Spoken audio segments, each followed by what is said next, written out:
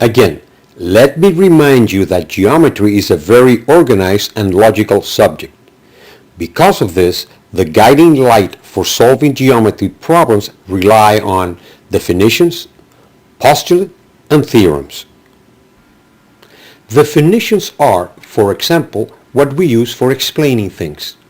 A circle is a round figure. You knew that. But did you know that a circle is defined as a line whose points are all equidistant from one point called the center? Or that an angle is formed by two non-parallel rays that meet at a point?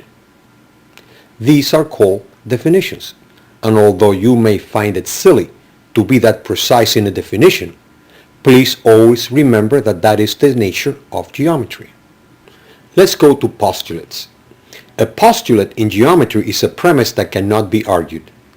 It is like set in stone. For example, the postulate, through 2 points only one line may exist, is a postulate because that is the only way it can happen. Or listen to this other postulate. When 2 lines intersect, a point is formed. Or still listen to this other postulate. When 2 planes intersect, a line is formed. So remember, if it is a plain truth, and you can only prove it by common sense, it is a postulate. Now to the theorem. Unlike a postulate, a theorem must be proven. To prove a theorem, you must use definitions, postulates, or other theorems. For example, if I say, if 2 lines intersect to form a 90-degree angle, then all 4 angles in the intersection are 90 degrees each. Notice the if and then format. Now, this is a theorem, and we may prove it informally or formally.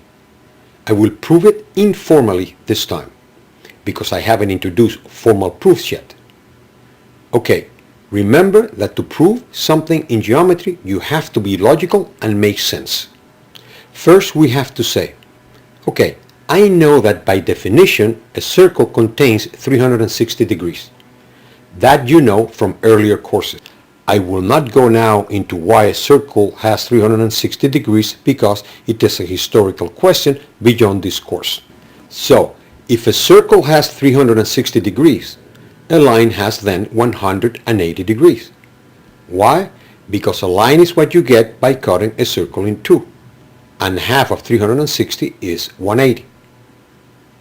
If a line has 180 degrees, and if I make a 90-degree angle with 2 lines, then other angles on the line must also have 90 degrees. Why? Because 180 minus 90 equals 90.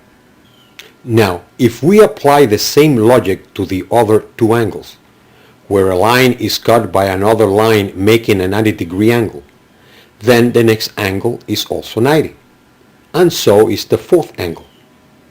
What I just did is an informal proof.